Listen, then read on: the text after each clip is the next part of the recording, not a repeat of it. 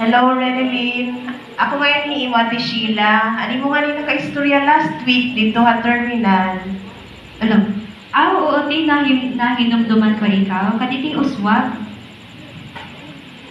O pa'y kay nakahibaro ka ng balay. Salamat sa pagpasok, Day. Oo, gin-follow ko lang mo instruction pag tikanhi kung paano mag-tikanhi. Kumusta ka man, Day?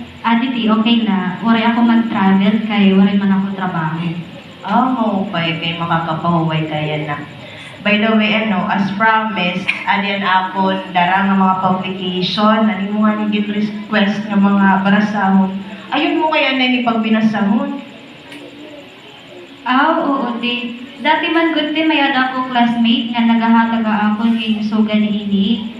Nga nai-interest na ako ti ha mga igin-publish din hini nga mga articles like may ada pa nature, may ada liwat health, ngayon may ada pa liwat pa trivia. Nga nadirila ako ti kon ang akong classmate na go over in Bible study kay baga ang set up duro ka formal nga baga ada ako ha eskwelahan. Sa bagay, nakaka-umay good kung an aton nahibaruan na or aton nababatian ang ngaran nga pag-study. Eskwelahan dahil aton na-imagine. Oo, tingan, nabuboard ako kung ang teacher sige lang ang paghinakan ng friend nga nagpipinamatila ako. Mapero, Same man gyap dahil, sugad gyapon na ako inaabat.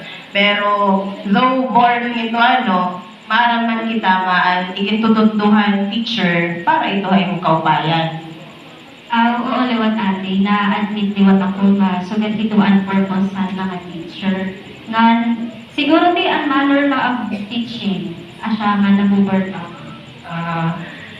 Dako gud ang epekto dahil paagihan pagtundo base kita mahibaro. Pero in totality, maaram kita nga ang ira ining tutundo para gud ha imong kaupayan. Ngani, sugat liwat ito dahil ang pag-Bible study.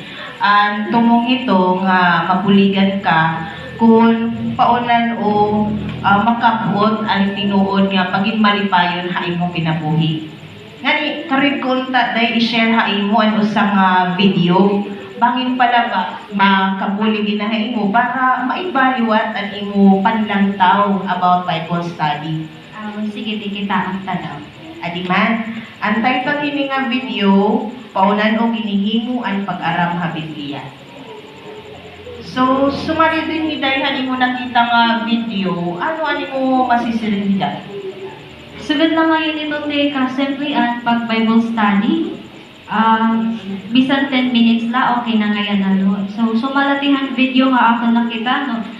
Iba-iba nga mga strategy ang iyogin pubuhat, nga may ada mga videos and pictures na iyogin papakita. Siguro, dirigod talaga na ito maluntog nga yung pag-Bible study.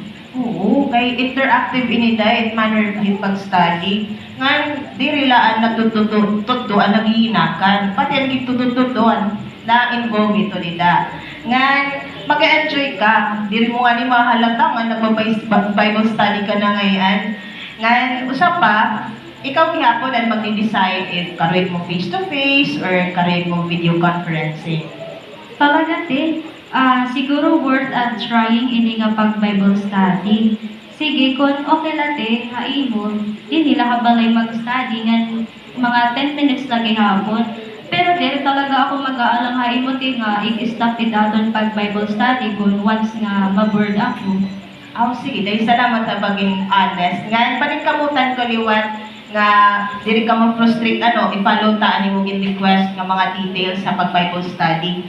Nga, adi man gani ipaghatag ko ha imo ang aton pag-aadman kung kikitaon mo nida colorful ito damot pictures nga ada naka-state nida ang mga video nga aton kikitaon.